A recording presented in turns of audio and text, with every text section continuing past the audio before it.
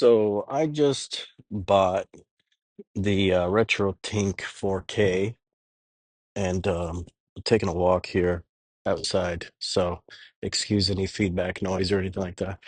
Um, I just bought the Retrotink 4K uh, Pro for $750. And I wanted to kind of explain my thought process before I actually get it and do a review of how it actually operates and if I'm satisfied with what my intention was before buying it. Um, so like many others, in the pandemic, I kind of got back into gaming, um, and spending more time into gaming, and I ended up building a collection for various reasons. Among the collection, I have a lot of older systems, um, and I upgraded my TV a couple years ago, and I got the LG C2 OLED 65 inch. And thinking that, with a better TV, I should get a better picture. But, trying to play PS3 or Xbox 360 games on that, they just look like trash. PS2 looks beyond trash. It just looks like a blurry mess. Especially even if I play PS1 games, they look like a blurry, like horrible blurry mess. Um, and so for that reason, I have not touched any of these older systems and haven't even really played any of the games I collected for them. I've just been playing newer stuff or PC Warzone and that sort of thing. So I essentially got got kind of into um, researching this recently over the last week or two, and I realized that a lot of people, they're getting CRT TVs or they're getting some older TVs, and I tried that over the last week or two, and I bought a CRT TV, and I bought a plasma TV, and I even you had a couple older LCDs lying around, and I tried, the PS2 on these things, and the picture was not that good. It wasn't very good. Okay, a lot of the TVs I had, the the component inputs were broken or giving feedback, and just it made a shitty picture. Um, so essentially, I didn't know exactly what to do there. Um, and so uh, I was going to continue looking for other CRTs. The CRT I got was huge, even though it was 32 inch, but the box was so huge. Um, so I sold it. The plasma, I actually broke it as it as I was fiddling with cords. I turned around and it started. I didn't mount it because it's so heavy. It's like 150 pounds. Well, no, this is the plasma I had was a 42 inch. It was probably like 80, 90 pounds.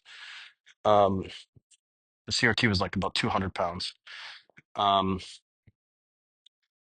and the plasma, I didn't have a mount for it. Like I didn't wall mount it. I don't even think I would have wanted a wall mounted. I mean, I would have had to get it right into the studs, and it still would have been so heavy. But I was just testing it out as it was laying on the ground, and the bottom of this Panasonic plasma was like rounded. And so as I turned around, it just tipped over on me. I noticed it out of the corner of my eye. I braced it from crashing on me with my arm, and the first point of contact was my elbow, and the elbow just shattered the display. So I just tossed it out. Um, I, only- I paid $50 for that, so it was a loss. I did make money on the CRT though, so that offset a little bit of it. Um, and so I'm sitting here, and as I'm trying different panels, I'm thinking about going to this old Dell panel I saw on this YouTube channel, and then I found a couple on my Facebook Marketplace. I was gonna go there, and then I kept doing more research, and I'm just sitting here just buying cords from Amazon, like various AV cords, various, you know, AV to HDMI component. like all these types of cords to make all the different systems plug into different types of TVs and different inputs, and wanting to test things out and be a little scientist. But then it feels like I don't like I this is like a big hassle. I'm just bringing old junk to my house, and it's like it's cool. It's an adventure, but like, is it really the best option? So I kept doing more research, and I realized that essentially, like, unless you have one of the best CRTs, and unless you have one of the best CRTs, and even if you have one of the best CRTs, it's only going to be useful depending on the inputs for a couple, one or two generations of systems, maybe. We have the original Nintendo, the Super Nintendo era, the GameCube era, the Wii U, and the Switch, just to keep it simple. Um, CRTs might be good for the Nintendo, Super Nintendo era. Once you get to 3D and 64, I think I forgot then then you're going to want to get something a little different, maybe a little more upscaled image. So then I started looking at upscalers. I'm okay. Well, the best upscalers I keep seeing is Retrotink. You got the 2x scaler, you got the 5x. It's expensive, and it's got some of the. And then you start looking into it, and you see how they review, and then you see that, well, actually, a lot of these upscalers are just junk. They could actually make the image worse. A lot of these HDMI converters could actually make the image worse.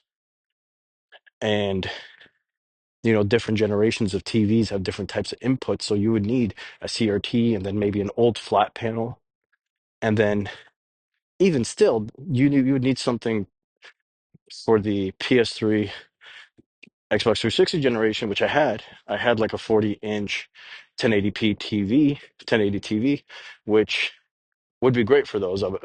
I did play those on that TV, and so basically, you would have three TVs in addition to your main TV just sitting around. I'm like, where am I going to put all these TVs? Like, I don't want to have you know, an over clunky mess in my area, my man cave. I don't want to have a bunch of shitty old TVs just all around, you know, you trying to just chill and relax. You just got all this junk around you. And then I kept doing research. It kept coming up that, well, the RetroTink, especially the 4K Pro, on the review side, it's got the HDMI port, and it's got a lot of settings, a lot of low input latency, basically no latency. Um, you can input almost pretty much anything into there. There's the 4K CE, the budget model, but the difference there was a couple differences with those. Um, you probably that you would, and maybe the PS2 or PS3 generation, maybe like you would get a smoother image or more options essentially to tinker with the 4K Pro. So I said, I don't want to get the CE and then regret not spending the extra, $200 or whatever it is. I think it might even be 175 extra. So I really just thought about it, and I said, you know what? And when I looked at a lot of the reviews, they were saying that this basically you can like toss out your CRT and your older monitors. You basically don't need them because the image is basically imperceivably different. Like it's basically the same. That for all intents and purposes, it's it's perfect, and it's perfect for emulating, um, the CRT filter. It's perfect for upscaling images. It's perfect for even 3D games. The Wii generation, the GameCube generation, PS2, all should look much better with this. You have a lot of tinkering options, so you can have different profiles if you had to for different games. To basically have a all one-stop shop for all your upscaling needs for retro gaming, and even it works for non-retro gaming, um, things such as like VHS, or I don't know, people in the video world could probably use this for other things. I'm guessing, and from what I think I heard.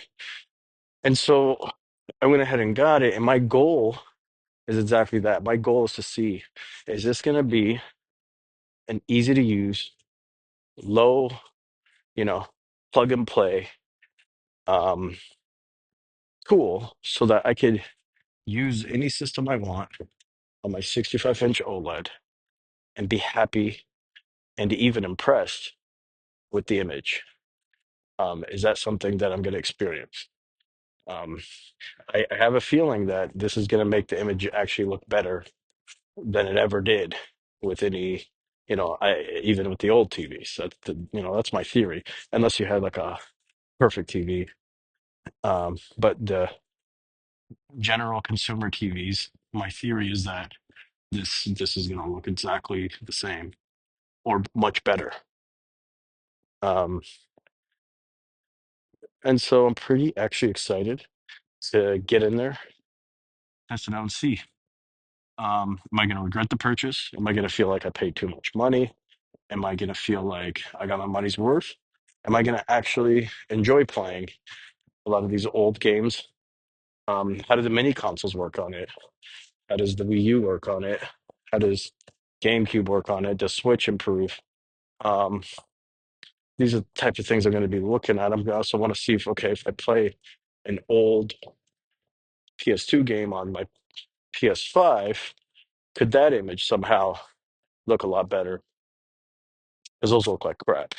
Um, and I'm going to report my findings uh, and see exactly. But I just wanted to tell you exactly what went into my thinking process. You know, if I can have the same or better experience from going and buying four or three old TVs, placing them all around my house, if I could have as good or better experience with this $750 upscaler, um, is that gonna work? Is it gonna get it done? Is it gonna make, and also economically, my thinking process is that if I'm if I'm gonna keep buying these old TVs, not just the space and having a clunky home, that's gonna really bother me. But 50 bucks here, 10 bucks there, 20 bucks there, and just buying all these different connectors for all these different gaming systems, you know, eventually you add that up. It would eventually get to $300 or more, you know, and then eventually, it just seems like, and that's minimum. And if one of these things breaks down, or you need to, maybe buy a sound bar for a TV, you have to buy a stand, a mount, maybe a seating area around a certain different area. All these things you got to factor into your cost than just having a sleek look with your current setup, with your one TV that you spend a lot of money on, and being able to enjoy that TV for all your needs. Um, that's the thought. That's that's what appears to be promising with this, and yeah, yeah. And I couldn't find in the market any other option that could be as versatile as this. There's the open source, what is it called? Source scanner or something, or upscaler, the OCC or something, OSSC or something. Um, that doesn't have all the inputs. So then you got to buy converters. Doesn't, I don't think it takes HDMI. So I don't think it takes component. So there's a lot of inputs that thing just does not take. Not to mention you have to actually manually, I think, put in a lot of the software in there you're going to want to use or whatever. So on the market, there's really no other option. And I heard interviews from this guy, the individual that created these. His name's Chi, I think Mike Chi or something like that. And like apparently the guy does not actually mark up his products that much. It's not very marked up, you know. Like I would assume he probably just takes the cost of all the parts and then doubles it. So maybe like for a $750 upscaler, maybe everything together would have costed him 375 for the materials. or maybe more. But let's be conservative. Him just doubling the charge is not uh, a cash grab, and something tells me he's making less than double markup. But even if it is a double markup, that's that's basically free. You know, like think about it. If you were to go to a wholesaler and purchase all these items and had the know-how yourself to do it, it would have cost you, let's say, half. Well, would you have paid an additional $300 for a professional to put all these together? Yes. And to test it out and have software and a community with updates? Yeah, for sure you would. You'd pay a lot more. And I've also heard that competitors to this on the market for professional people in the video world to buy professional equipment, it runs you many thousands of dollars, maybe 10,000 or more. I mean, I don't know exactly. So people indicate that this is cheap for what it does.